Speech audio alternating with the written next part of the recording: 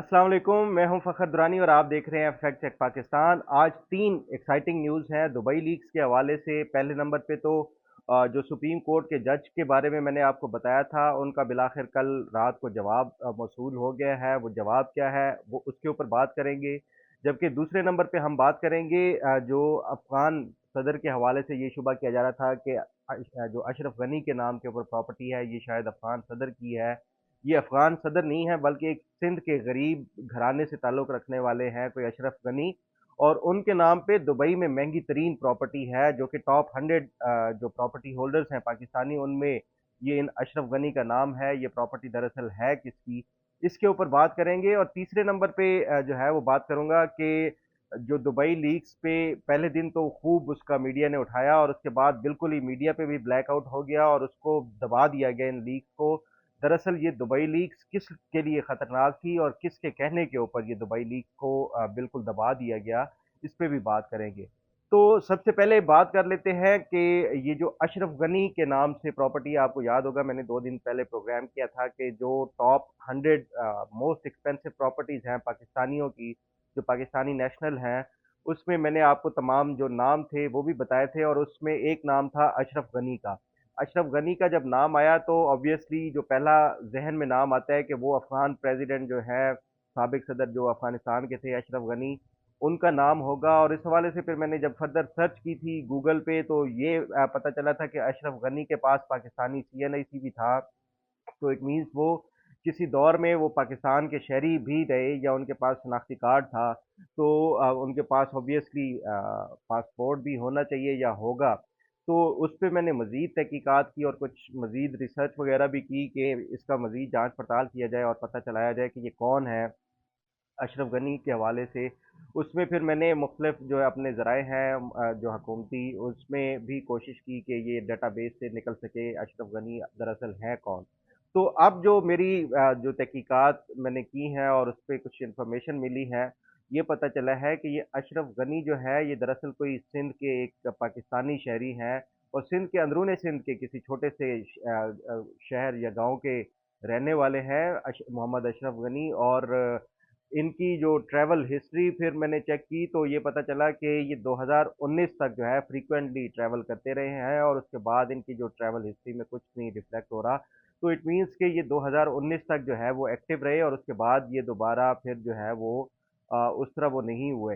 अब ये इनका जो बैकग्राउंड एक अंदरूनी सिंध से ताल्लुक़ रखने वाले और कोई वेल नोन फिगर भी नहीं है, एक आम से इंसान है, उनके नाम के ऊपर दुबई में जो टॉप 100 महंगी तरीन प्रॉपर्टीज़ हैं पाकिस्तानियों की, उनमें जो है वो सर फहरिस्त आना और महंगी तरीन प्रॉपर्टी के दुबई के पोश एरियाज़ में रखना, ये एक बड़ा मेरे लिए भी मानी खेज है। तो इस हवाले से मैं मजीद तहकीकात भी कर रहा हूँ और इनका जो पूरा बैकग्राउंड है अशरफ गनी का, उसके ऊपर भी मैं कोशिश कर रहा हूँ कि पूरी जो इन्वेस्टिगेशन करने के बाद कि ये क्या करते हैं अशरफ गनी, ये दरअसल हैं कौन, क्या कोई इनका बिजनेस है, क्या कोई ये बड़े ज़मींदार या जागीरदार हैं, कौन है, और ये क्या इनकी इतनी वैल्यू या वर्थ है भी सही कि ये दुबई के एक महंगे तरीन एरिया में महंगी जो है वो प्रॉपर्टी खरीद सकें। इसके ऊपर मजीद भी मैं तहकीकात कर रहा हूँ और ये जैसे जैसे कोई इन्फॉर्मेशन आएगी वो भी आने वाले दिनों में जो प्रोग्राम्स होंगे मैं उसमें आपके साथ ज़रूर शेयर करता रहूँगा।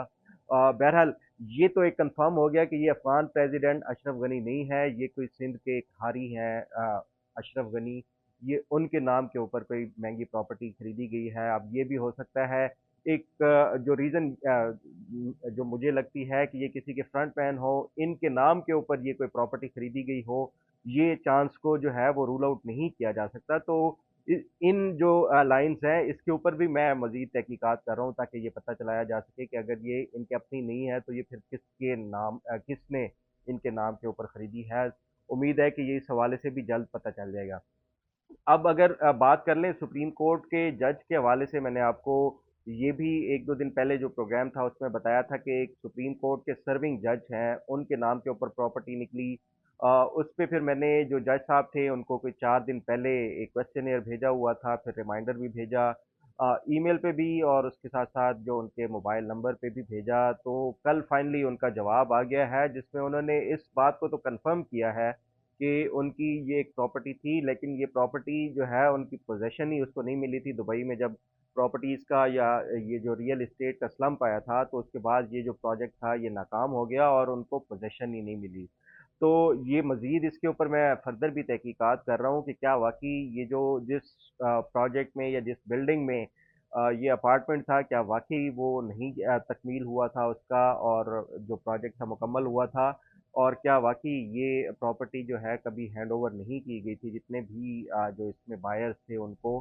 تو اس پہ بھی مزید جو آئیں گی انفارمیشن میں وہ آپ کے ساتھ شیئر کرتا رہوں گا. اور ساتھ ہی میں ابھی بھی نام اس لیے نہیں بتا رہا کیونکہ یہ میں پہلے جو ہے وہ دی نیوز میں رپورٹ کروں گا، اور اس کے بعد جو ہے پوری تفصیلات اس پراپرٹی کے حوالے سے بھی، ان کے جج صاحب کا نام بھی، اور تمام تر جو انفارمیشن ہے کتنے میں خریدی گئی اور کتنے پیسے ادا کیے گئے، کس ایریا میں ہے، یہ بھی آپ کے ساتھ ضرور میں شیئر کروں گا. اب تیسرے نمبر پہ دبئی لیگز کا جب پہلے دن آیا تو اس پہ کافی میڈیا کے اوپر ہائپ بھی ہوئی، اور یہ کہا جا رہا تھا کہ یہ بڑی اہم، اس میں بڑے بڑے نام ہیں، انکشافات ہیں. آپ نے بھی سنا صدر آصف علی زرداری کے بچوں، تینوں بچوں کے نام ہیں. جو وزیر داخلہ ہیں محسن نقوی صاحب، ان کا نام ہے. جنرل قمر جاوید باجوہ کے بیٹے کا نام ہے. 12 سے زائد جو ہے وہ ملٹری جنرلز کے ہیں. 2 ایئر وائس مارشل کے نام ہیں.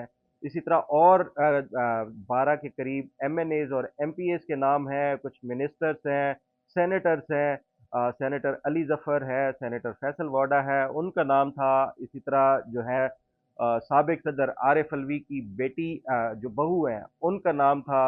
اور ساتھ ساتھ ملک ریاض کی جو فیملی ہے، ان کی بیوی، ان کے بیٹے بیٹی، داماد، اور اس کے ساتھ ساتھ ان کے جو گرینڈ چلڈرن ہیں ان سب کے بھی نام ہیں. اور بھی بے شمار ایسے نام ہیں جن کے جو دبئی لیکس میں سامنے آئے ہیں، جو پراپرٹیز رکھتے ہیں، مہنگی ترین پراپرٹیز ہیں ان کی دبئی میں.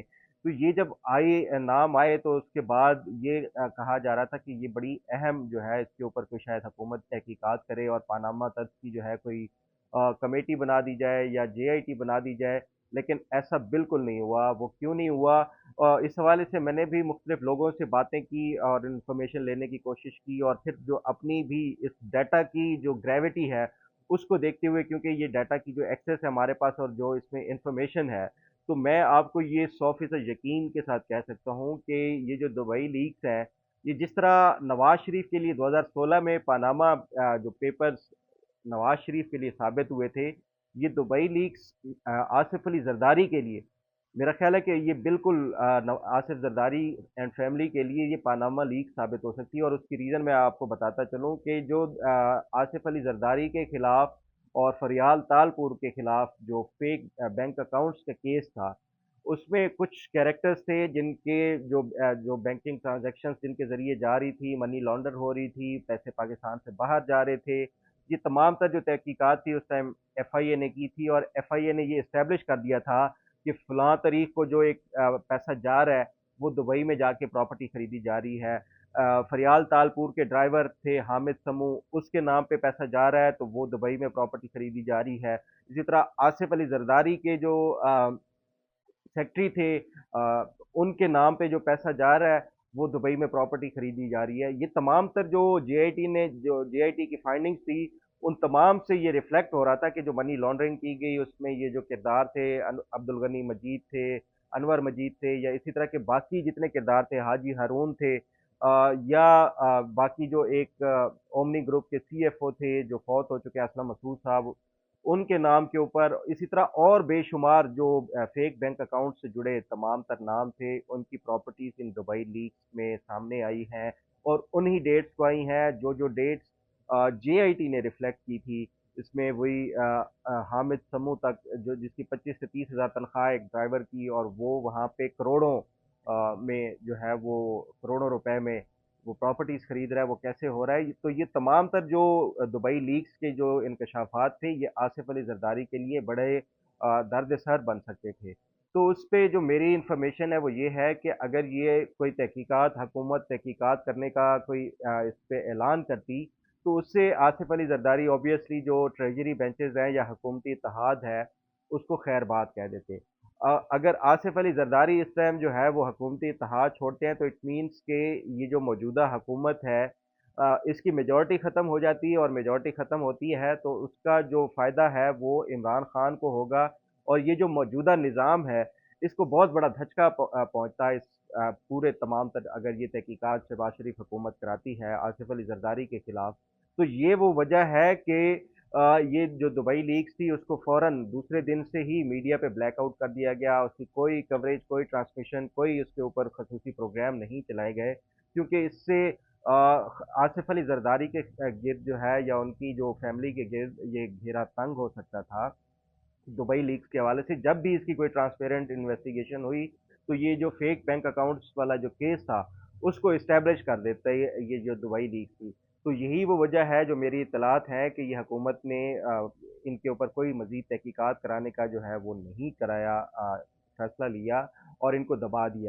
हमने माजी में भी ये मुख्तलिफ जो है वो लीक्स पे, चाहे वो पेंडोरा लीक्स है या इसके अलावा पैराडाइज या स्विस लीक्स वगैरह, ये इस तरह के जितने भी पाकिस्तान से रिलेटेड ये रिलीज किए गए थे, कभी इस तरह का वो प्रेशर या इस तरह उसको नहीं दबाया गया जिस तरह ये हमने देखा है दुबई लीक्स के हवाले से। हुकूमती वज़रा ने पहले दिन से ही इसको डिस्क्रेडिट करना शुरू कर दिया और उसके साथ साथ जो है किसी हुकूमत की तरफ से कोई इस तरह का रिएक्शन नहीं आया कि इसके ऊपर तहकीकात करवाएंगे। ये बड़ी क्योंकि इसमें 11 अरब डॉलर की जो है पाकिस्तानियों की जायदादें दुबई में है। तो ये एक बड़ी मेरे लिए भी हैरान कुन बात थी, लेकिन जो मुझे इंफॉर्मेशन मिली वो यही है कि अगर ये आसिफ अली जरदारी हुकूमती इत्तेहाद छोड़ते हैं तो ये जो एक मौजूदा सेटअप या एक निज़ाम क्रिएट किया गया है उसको ख़तरा पड़ सकता है। और उसको ख़तरा पड़ने का मतलब है कि इसमें इमरान खान को फ़ायदा होगा और फिर जो है ये एक पूरी एक्सरसाइज जो थी वो फ्यूटाइल होगी।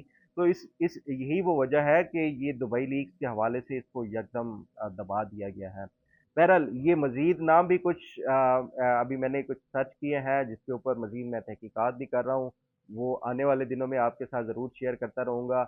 और आपके जहन में या आपके इर्द गिर्द किसी जानने वाले का आप समझते हो कि कोई ब्यूरोक्रेट हो, कोई सियासतदान हो या जर्नेल हो या कोई बिजनेसमैन हो जिनका आप समझते हैं कि दुबई में प्रॉपर्टीज हो सकती हैं, तो वो भी आप हमें जो है वो शेयर कर सकते हैं कमेंट बॉक्स में।